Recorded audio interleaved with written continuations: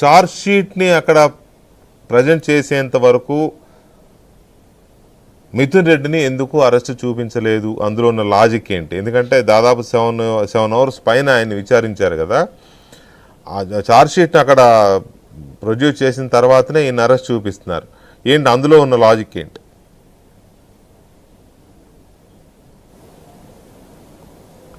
వెంకటకృష్ణ, ఇందుట్లో ప్రధానమైన అంశం ఏంటంటే, ఒకవేళ ఛార్జ్ షీట్లో మిథున్ రెడ్డి పేరుని మెన్షన్ చేసి ఆయన పాత్రని కూడా స్పష్టంగా పేర్కొంటే మాత్రం డెఫినెట్గా ఆయన బెయిల్ని క్లెయిమ్ చేసే అధికారం ఆయనకు లభిస్తుంది. ఎందుకంటే ఆయన పాత్రపై ఇన్వెస్టిగేషన్ పూర్తయి ఛార్జ్ షీట్ వేశారు కాబట్టి, ఛార్జ్ షీట్ వేసిన తర్వాత ఇన్వెస్టిగేషన్ పూర్తయింది కాబట్టి ఆయన క్లెయిమ్ చేసే అవకాశం ఉంది.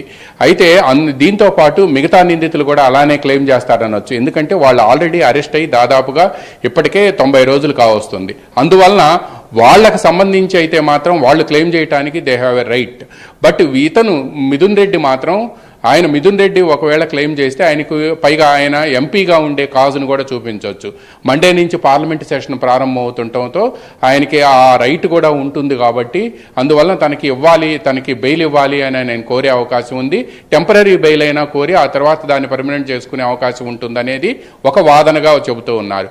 అయితే ఈయన ఒకవేళ 2 రోజుల క్రితం అంటే ఏపీ హైకోర్టు ఎప్పుడైతే బెయిల్ రిజెక్ట్ చేసిందో, ఆ రిజెక్ట్ చేసిన తర్వాత ఆయన వచ్చున్నట్టయితే డెఫినెట్గా ఇందులో ఛార్జ్ షీట్లో పేర్కొనే అవకాశం ఉంది, ఆయనకు బెయిల్ వచ్చే అవకాశం కూడా ఉంది అని కొంతమంది న్యాయ నిపుణులు చెబుతున్నారు.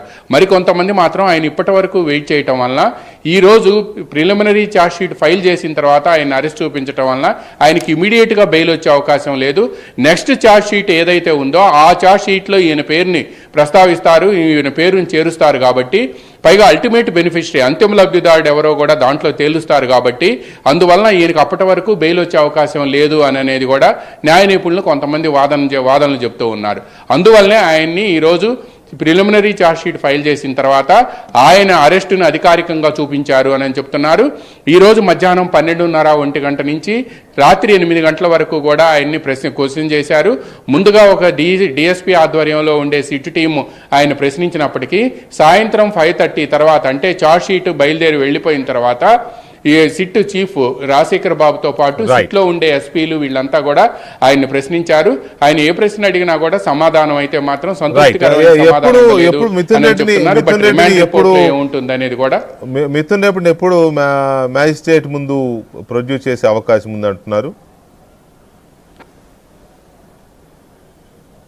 అయితే మిథున్ రెడ్డిని ఇప్పుడు తీసుకువెళ్ళి, విజయవాడలో భారీ వర్షం పడుతుంది, మిథున్ రెడ్డిని ఇప్పటికిప్పుడు తీసుకువెళ్ళి ఆసుపత్రిలో వైద్య పరీక్షలు చేయించి రాత్రికి న్యాయాధికారి ఇంటి వద్ద ప్రవేశపెట్టి రిమాండ్కి తరలించాలి అని చెప్పి ముందుగా అయితే అనుకున్నారు. కానీ అది రేపటికి పోస్ట్ పోన్ అయిందని చెప్తున్నారు. కొద్దిసేపటి క్రితమే మిథున్ రెడ్డి సిబ్బంది వద్ద నుంచి, ఆయన వ్యక్తిగత సిబ్బంది వద్ద నుంచి ఆయన బట్టలతో పాటు అన్నీ కూడా లోపలికి సిట్ కార్యాలయానికి తెప్పించారు. అందువలన ఈరోజు నైట్కి కోర్టులో ప్రొడ్యూస్ చేసే అవకాశం లేదు న్యాయాధికారి ముందు అని చెప్తున్నారు. రేపు ఉదయం వరకు వాళ్ళకి రేపు సాయంత్రం 8 గంటల వరకు 24 గంటల సమయం ఉండటంతో రేపు కోర్టులో ప్రొడ్యూస్ చేసే అవకాశం ఉంది అని కూడా చెప్తున్నారు. ఈ లోపు ఆయనకి సంబంధించిన రిమాండ్ రిపోర్ట్ తయారు చేయడంతో పాటు రేపు ఉదయం మళ్ళీ ఫ్రెష్గా క్వశ్చన్ చేసి ఆ తర్వాత రేపు మధ్యాహ్నం కానీ లేకపోతే రేపు ఉదయం 11 గంటలకు కానీ న్యాయాధికారి నివాసంలో ఆయన్ని ప్రవేశపెట్టే అవకాశం ఉంది అని చెప్తున్నారు. దీనికి సంబంధించే ఇప్పుడు కొన్ని ఏవైతే ఫార్మాలిటీస్ ఉన్నాయో వాటన్నిటినీ కూడా పూర్తి చేస్తున్నారు. ముఖ్యంగా రిమాండ్ రిపోర్ట్ అనేది ఈయన A4గా ఉండటం, ఈ టోటల్ ఎపిసోడ్లో కూడా ఈ కుంభకోణంలో కూడా ఆయన కీలక పాత్రధారి అని చెప్పి సిట్ అభియోగాలు మోపుతుండటంతో ఈ రిమాండ్ రిపోర్ట్ కూడా చాలా జాగ్రత్తగా రూపొందించే అవకాశం ఉంది.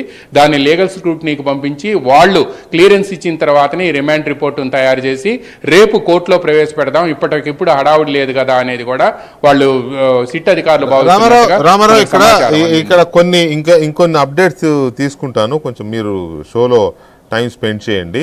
మనతో అడ్వకేట్ ఉమేష్ కుమార్ కూడా ఉన్నారు, ఒకసారి ఉమేష్ చంద్ర, ఆయనతో కూడా మాట్లాడదాం.